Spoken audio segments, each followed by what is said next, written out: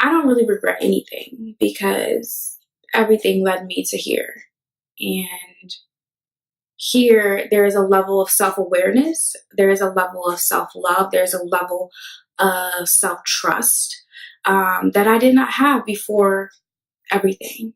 You know, people always say, everything is serving you, everything is serving you.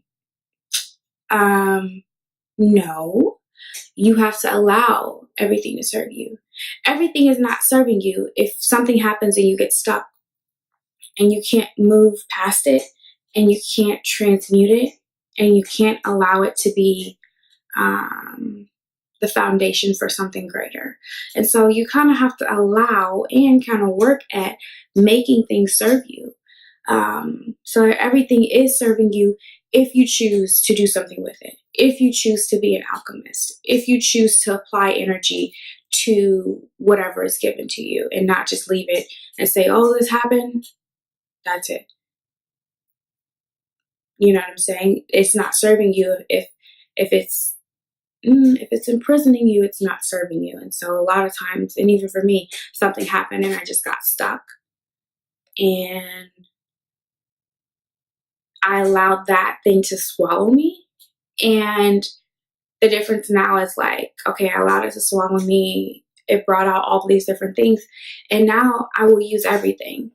I will use that experience. I will use that pain. I will use that anger to fuel everything that I am and become, you know.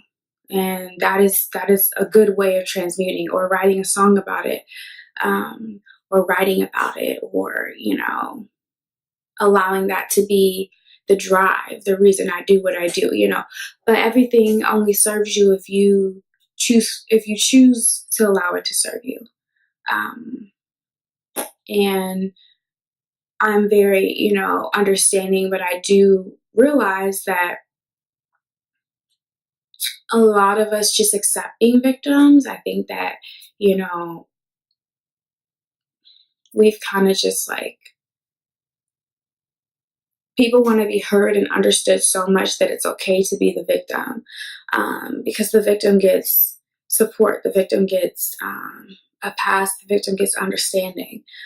But for me, I'm really not interested in being the victim. I'm interested in being the underdog who won. And so if a situation happened that victimized me, I want to win, because then I'm not a victim anymore. I'm a winner. And I'm a winner in spite of or despite whatever happened to put me in the position to be a victim. But because I took that circumstance, I took that pain, I took that new perspective and allowed it to produce a new me, I'm no longer a victim, but I am a winner. I am an alchemist. I am someone who transmutes things. And that is, to me, a more powerful position than the position I had before, when I just was a victim and I allowed something to swallow me. Now it's like, okay, you swallowed me, and here's what I'm going to do with that. Now that I'm here, you know, now that I have this perspective, now that I have this pain, now that I have this understanding, I'm going to do X, Y, and Z. There's never not an option. There's never an end. There is never a way to go. That there is never not a way to go. There's never not an option. There's never an end. There's always something, the next thing, you know. And so yeah, I've definitely enjoyed this woman. I'm definitely enjoying this woman that I am right now. And I'm constantly working on her and pushing her to be better and empowering her. But, you know, I know that a year ago I was not this girl at all. And to be here now, I almost get emotional because I know I remember that girl. And maybe a lot of people didn't know her and they didn't know everything that I knew about her. But to be here, having this perspective and this confidence and this love for life and this knowledge,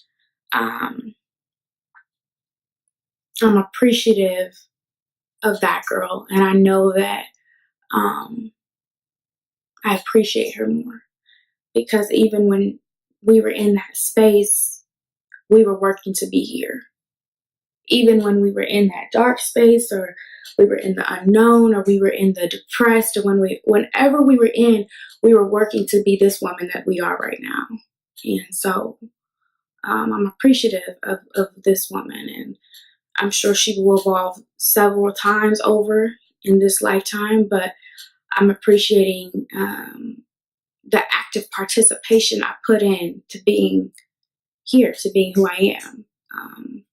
The retraining, the reprogramming, the unlearning, the seeking knowledge, the being open-minded, the going within and choosing to go against the grain and not effort everything, not effort my way to everything, but to really work through my mind and through my energy, because I think I had mastered efforting. I think I had done a great job at efforting my way through life and efforting my way through school. And so this journey really allowed me to go against the grain and see what my mind could do, see what my energy could do, see what my setting intentions could do, and applying less effort. And that's an easier way of living life, because you're flowing. You're not pushing when you're manifesting, when you're visualizing, when you're going within, when you're breathing, when you're taking care of yourself, when you're drinking when you're doing all these things to lift yourself up, when you're putting all of this energy into lifting yourself up, you can't help but to win. You can't help but to do good. And so therefore, you are the cause. I don't want to be a victim anymore. I want to be the cause, because when I'm the cause, I expect, I create, I manifest the effect.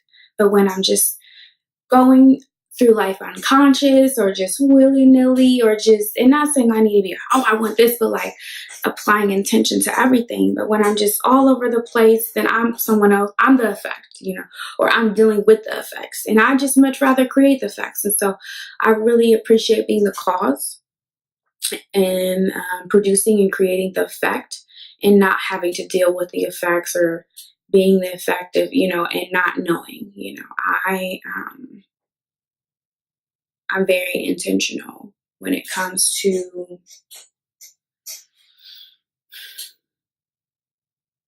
getting and creating what I want, and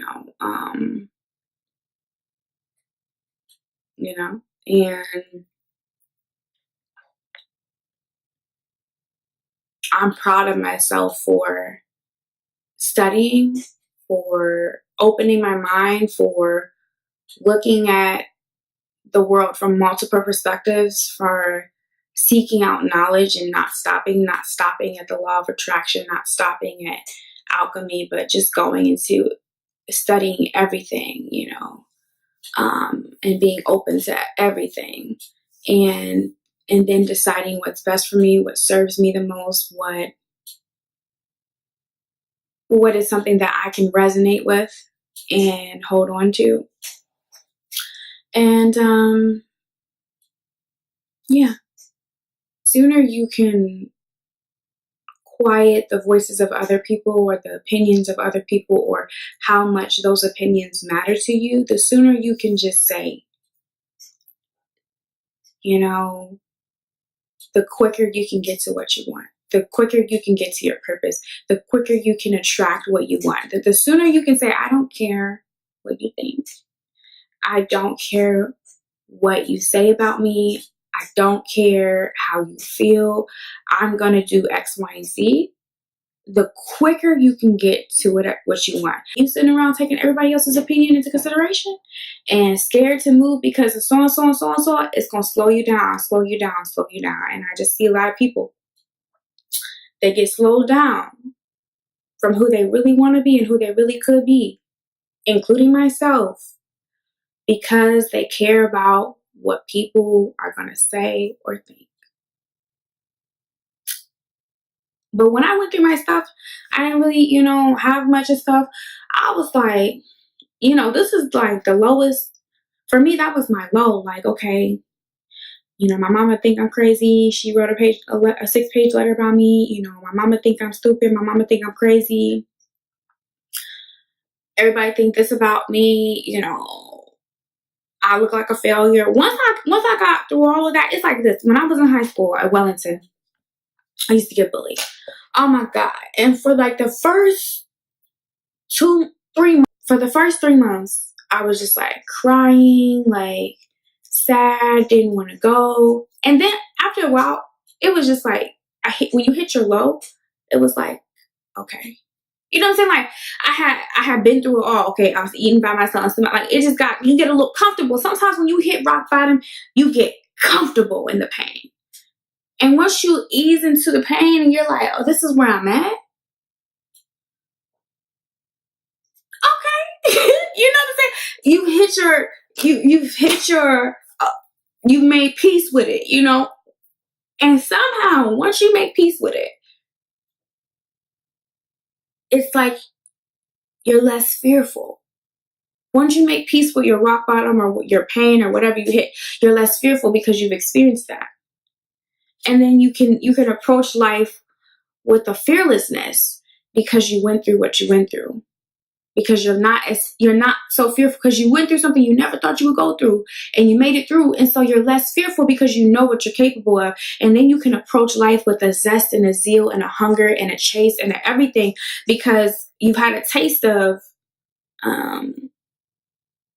what it's like to be at the bottom. You made peace with it. And once you knew you can make it through that, you're like, I can make it through. What's next? What's next? Cool. I've been through X, Y, and Z. I done got myself here. I'm going to be all right. I'm going to be all right. Heck, I'm going to be straight. I took a lesson from every loss. I didn't leave anything, I really didn't leave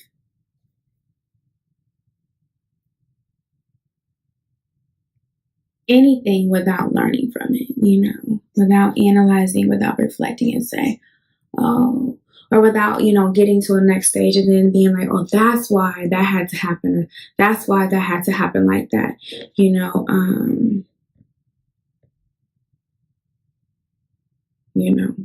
and